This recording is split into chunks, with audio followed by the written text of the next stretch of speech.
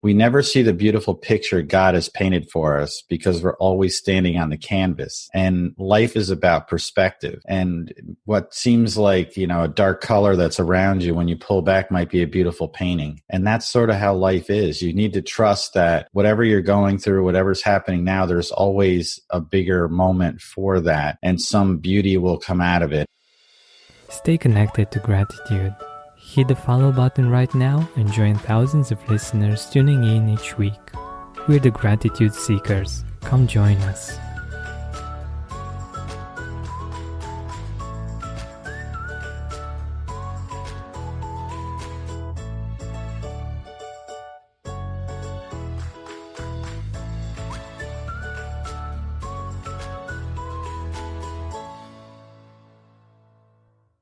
Hi, Gratitude Seeker. Welcome to a new episode of the Gratitude Podcast. Today with me, I have Robert Clancy. He is a gifted technology entrepreneur, a #1 best-selling international author, a spiritual teacher, and an inspirational speaker from New York. At age 19, Robert had a divine spiritual experience that greatly altered his life. In 2012, he started Robert Clancy Guide to the Soul Facebook fan page, where he shares his divinely inspired thoughts, where he is now followed by over 500,000 people worldwide. He is also a regular contributor on Los Angeles KABC radio's late night health radio show. And through his passion and exceptional design and innovative technology, he co-founded Spiral Design Studio more than 25 years ago to lead an award-winning creative team in the evolution of major corporate brands, marketing, and web development. He's also a husband and father, but what's also really interesting about him is that he's a 5th degree master black belt martial arts instructor. I think this is like a really wide array of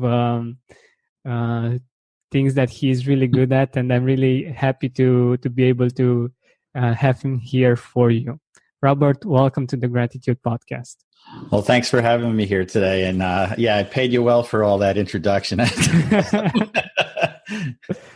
Definitely. I think I don't usually do these kinds of long introductions, but I think that there are so many interesting things about you and about what you did until now that it's important for us, for our listeners to get to know you better from the beginning and to see where all the ideas come from and all of the things that you've managed to create in your life by applying the principles that you live by.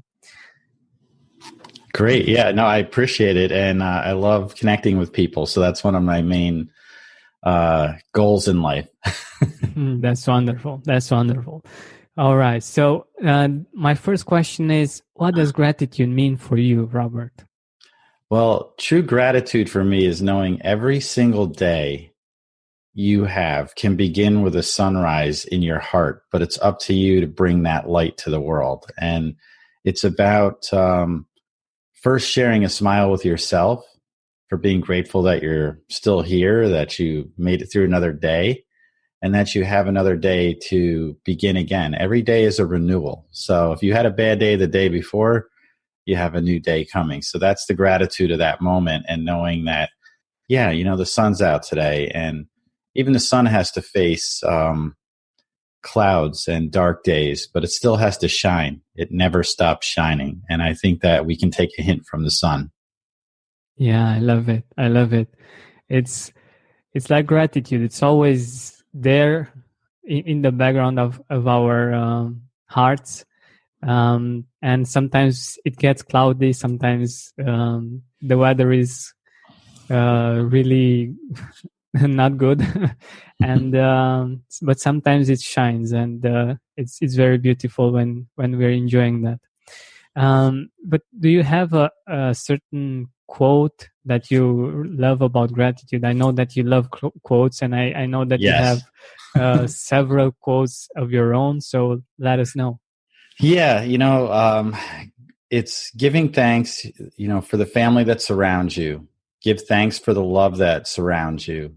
Give thanks that God's grace has found you, and just give thanks with all of your heart.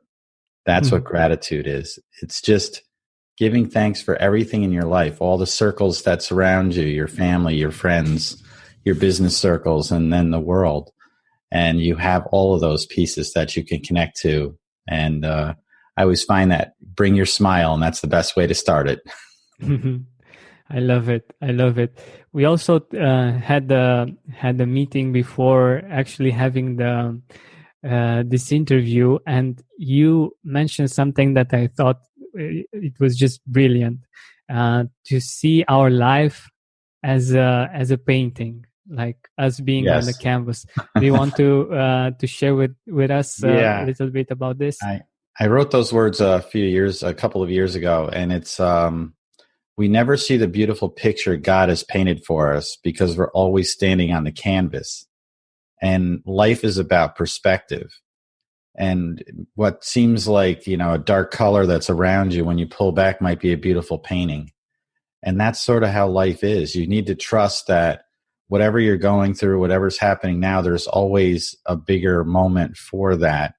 And some beauty will come out of it. As difficult as the loss of somebody close to you, some kind of difficulty in your life, I always look at, life is about growing, and it's always growing in a new direction.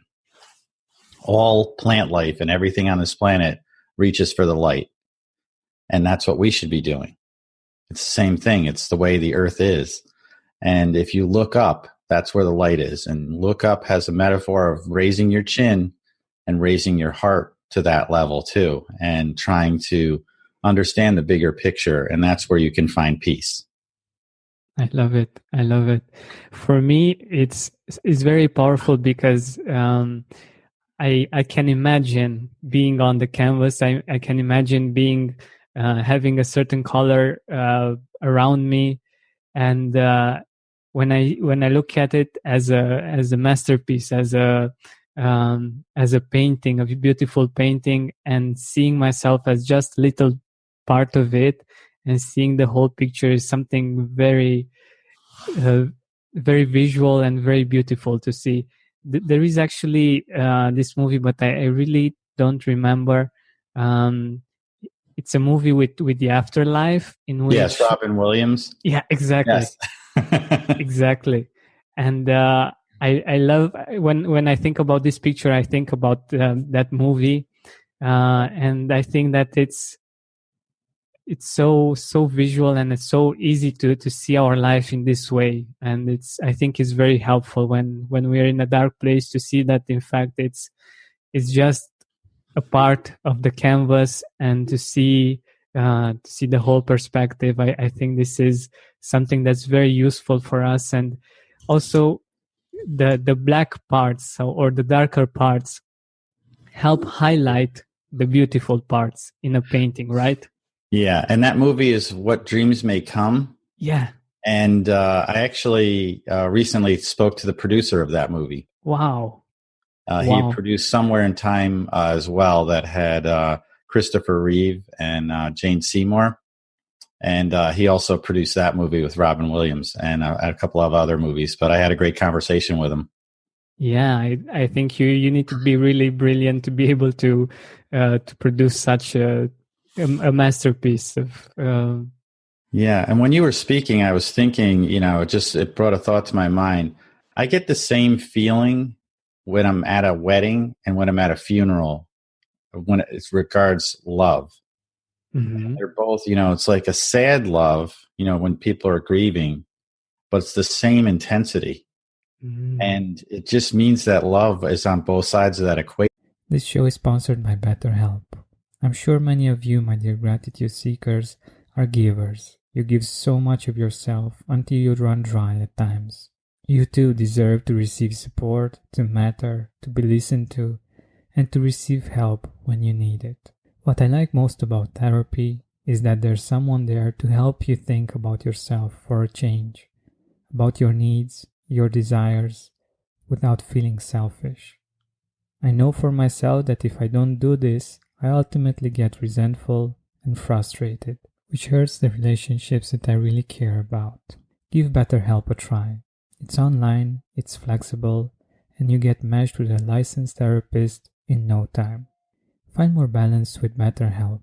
Visit betterhelp.com/gratitude today to get 10% off your first month. That's BetterHelp, HELP.com/gratitude. That love. Wow. When you're at a wedding and everybody is just so happy, but they're also just beaming with that love for the couple that's being married, for everybody gathering. And then you also have that. And recently, my niece, her wedding happened about 3 weeks ago. And her 19-year-old sister had passed away a couple of years ago. So it was a wedding that had both of those at the same time, that sadness with the happiness together. So it was even more intense at that wedding. It was just an amazing experience and a great family gathering. Definitely. And that's that gratitude, the appreciation for those that are there and those that couldn't be there. Yeah, I think this that in general, death, it's something that we can't escape, and death in smaller parts, like when a cycle ends, is making us actually appreciate experiences more, right? Like when Absolutely. yeah, like when we know, for instance, when we are on a trip, in a vacation, we know that it's, I don't know, it's a week, and we have a week to visit that place and to enjoy that place. And when we are there, it's like we are present, we appreciate everything. And I think it's the same in many other situations. But if, It's of course, almost that you don't begin to appreciate life until death is knocking at your door. yeah, that's quite interesting to be honest. And I think that this is one of the reasons why we get to appreciate life even more, because when we get to know that it's not forever, and that at one point we will all pass away, it's something there that makes us appreciate it Right. much more, isn't it?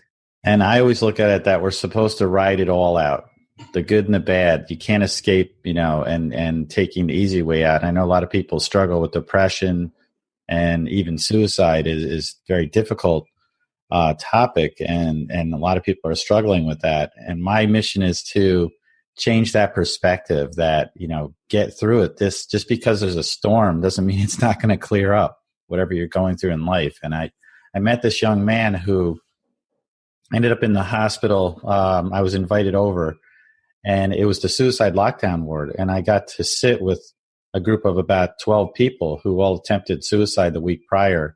And this young man came in. He had an IV pole. He was all bruised up, whatever he did.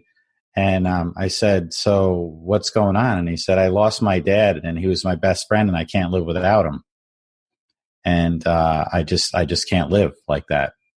And I said, "Do you have kids?" And I knew the answer was no. Because he was young. I mean, he could have had kids, but I assumed he didn't.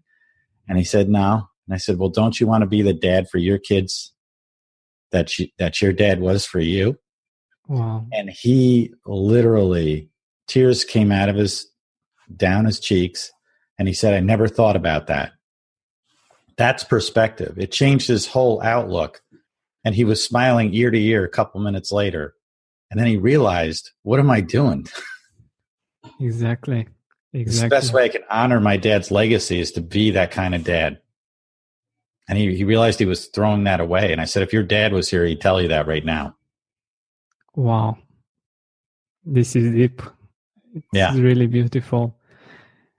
And yeah, I think those were the perfect words to say at that moment. I'm sure you were inspired to do so. Yes. And each person, I had words for each of them that I met with. Some were struggling because this one woman said, "I've always had labels on me. I'm, labeled bipolar. I'm labeled this. I'm labeled that." And I just turned to her and I said, "You know what else has labels? Fine wine." But it's only best when it's opened and allowed to breathe. So be open. and just breathe and enjoy life. And she said, I needed to hear that. Then she went away smiling because she said, I've got labels. It's like fine wine. Oh, that's so amazing. I have the same opinion about labels. I don't think it's good for us to see ourselves like we have all kinds, like we're depressed or that we are bipolar or anything, because Right. we will actually think that we are that, and it's not something that we're going through. It's something that we are, and that's Right. really not good for us in any way. Well, each of us are unique, and I think that each person has a superpower. And even something that you think is like bipolar or something like that, that's a negative on you. Think of all the superheroes and how they've had something like that they thought was negative, and then they used it for the greater good of humanity in some way. So if you find your purpose, we're all wired differently. That's the unique thing about life, that we each have our own journey and we each have our own voice and our own heart and our own perceptions. And if you can change your perceptions to positive, that's just how you can transcend anything that's coming at you. And that's gratitude. That's knowing that thanks that I'm made the way that I am for a reason. But how do we do this? When it's hard to be grateful, how do we get back to gratitude? Yeah, I know that's a difficult challenge. Some people, and I've talked recently with some people that were struggling with, depression and suicide, and they just felt hopeless. And the one thing they have to realize is hope will never leave your side unless you choose to let go of it. It's that unique. There's no synonym for hope. There's no synonym for love. Those two words are so just made the way that they are, and they're just one thing. And if you think about it, the only way you can lose hope is if you lose it and let go of it. So yeah. That's the return to gratitude, knowing that I can hold on to that no matter what. And you look at people that have survived serious things, and people that they were with gave up on hope and let go. And who made it through? The people that did not let go of that. The people that said, all right, I'm going to hang on no matter what. I'm going to fight this to the end, and I will get out of this. And I saw a recent thing where these two guys in I think it was the early 1900s, just in the start of aviation, and they were going to circumvent the world. And at that time, it was really challenging. And they started, in California or something. Well, their plane crashed in a mountain in Alaska. Wow. Somewhere, and they did not have the gear, to survive this trek. Mm-hmm. And somehow they said, we're going to do it. And they pulled themselves together. They got, harvested things off the plane. Somehow they survived the crash. They're in the middle of nowhere. There's just no search party coming. And they walked out. They just kept going. Wow. Because they never let go of hope that they were going to find something. And then they came upon this like small camp somewhere in the mountains, and they're like, oh my God, we're saved, and they went on to become heroes in that sense, that, amazing pilots. And at that time, it was really difficult to do what they were going to do. Wow. This is really inspiring. And I think it's a good metaphor for our own life. Like sometimes we feel that we crashed and that there's no hope, like there's nothing to see for quite a while in the future, nothing good to see. But hanging on to hope can really get us back on track, and can actually turn us into heroes at one point, right?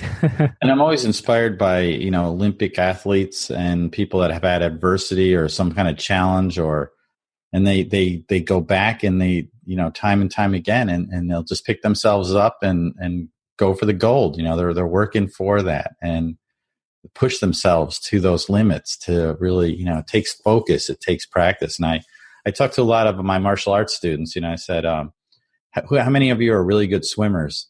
And they put their hands up. I said, well, if you're a good swimmer, how come you're not in the Olympics? And they realized, like, why am I not in the Olympics? And it's practice, it's dedication. And it takes that practice. And that's the same with martial arts. You can't just be shown a technique and then, expect that you're the best at it. So they want to learn the next technique. They've learned that. So they're, okay, thanks for showing me that. I want to get the next one. I said, yeah, but you haven't mastered that one. Like mastering a swimming technique. Just because you can play a musical instrument, you start learning the scales very slowly on guitar or piano or whatever. And when you start playing it slow, and then you get faster and faster at it. Well, it's the same thing with martial arts. It's the same thing with anything that you do. It takes focus and practice. And when you slow things down and really work at it, you get better at it. So it's taking your time. And there's a big part of that in everything that we do is taking in those small moments. Exactly. And I think it's exactly the same way with gratitude. Like if we're not used to being grateful, to appreciating the things in our life, the people in our life, it takes practice. We have to do this every day or at least a couple of days a week and practice until we actually get better and better and develop that muscle so that Right. it will make it easier for us. But what practices do you recommend, by the way, when it comes to gratitude? Well, I have a little routine every night, and when I go to sleep, I say a prayer, and I'm thankful for the day. And then I go to sleep because I think it brings better dreams. It centers me. And when I wake up, I smile before my feet hit the floor. And I just look forward to the day and taking on whatever that is. And I try to think of an inspirational thought of some type, and then I post it, typically on my Facebook page, and then I go about my day. And the other is that I try to smile throughout the day, and it changes the chemistry in your mind. It's something that you can that's scientifically proven that if you smile. I know a great guy, Swami Sadashiva Tirtha, is a friend of mine. He wrote the book 21 Days to a Joyful Life, and in his book, he goes through all those little daily routines. But he also, at a very early age, lost both of his parents in a horrible car accident. And here's the guy who writes about joy in life. That's gratitude. That's transcending it. Wow. That's really inspiring. And I think it teaches us something really important, that the things that happen to us or that happened in the past don't need to make our future in a certain way. Don't need to we don't need to be sad or depressed if something happened in sometime in our history. Right. But actually, we can choose gratitude, we can choose joy, we can choose love, and it's actually something that we can do about it. It's not a given somehow. Yeah, absolutely. I love it. So, when was the first time that you actually experienced gratitude? Like, you may have heard about it in the past, but actually experiencing it as a really personal experience, and this is what I'm referring to. Yeah, I think my earliest memories before I could speak, it was seeing my mother come into my room, and she was smiling.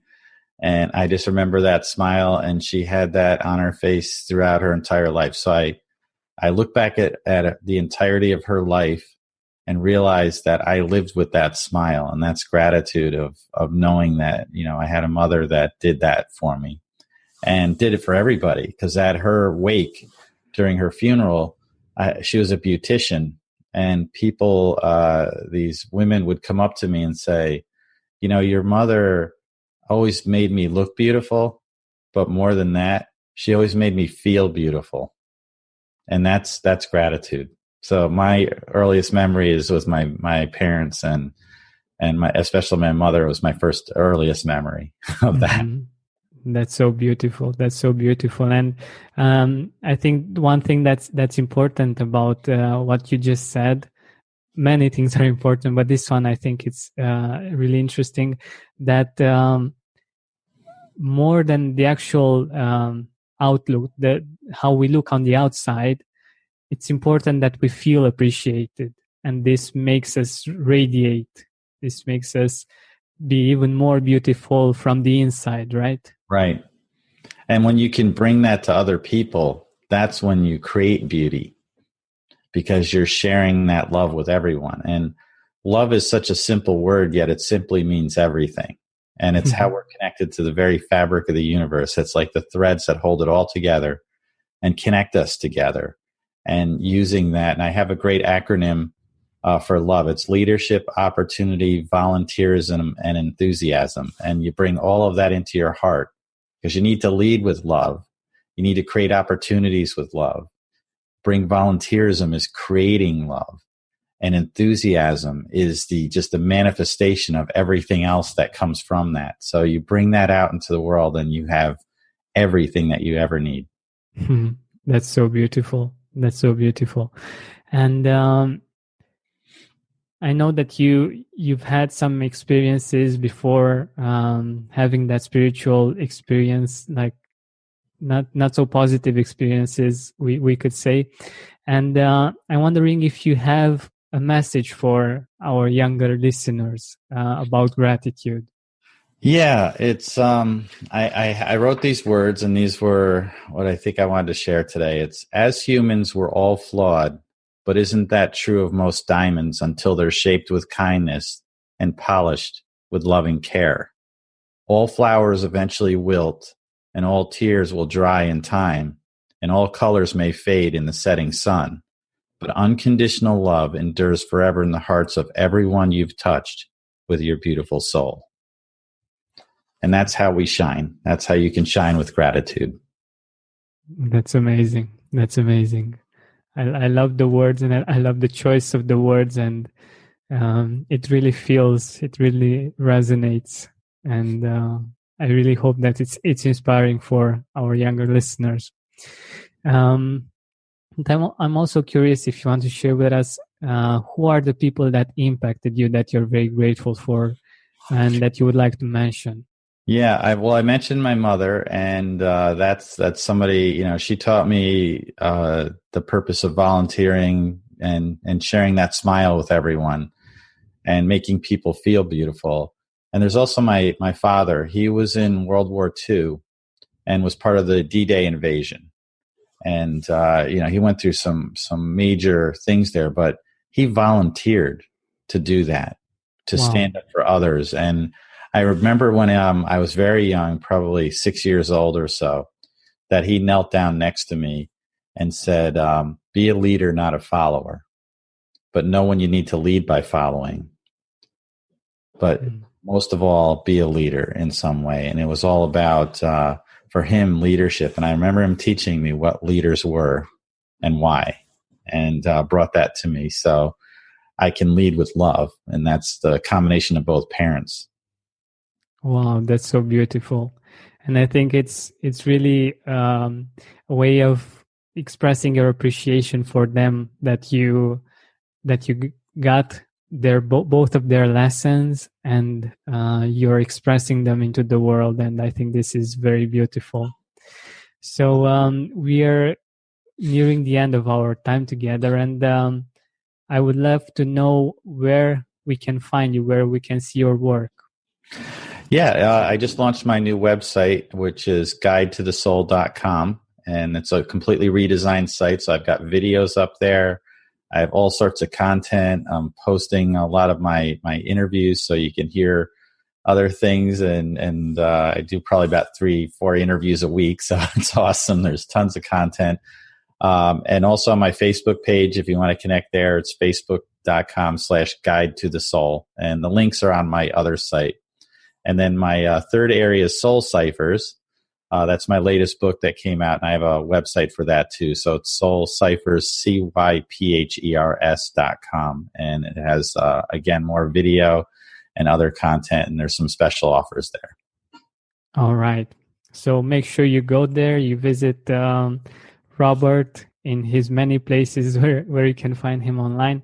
Thank you so much for being here with us and for sharing your wisdom and your life experience and your love. Thank you. Well, thank you. And it's true gratitude for allowing me to share some divine thoughts and speak on this wonderful topic. Definitely. My pleasure. Thank you. Hey, Gratitude Seeker, thank you so much for taking the time to listen to this interview. I really appreciate it. And if you could think of one person that would also benefit from it, share it with them. It might actually be the inspiration that they need to make their day or maybe even their life much better. Thank you so much once again. This has been Georgian Benta. Don't forget to keep seeking and spreading gratitude.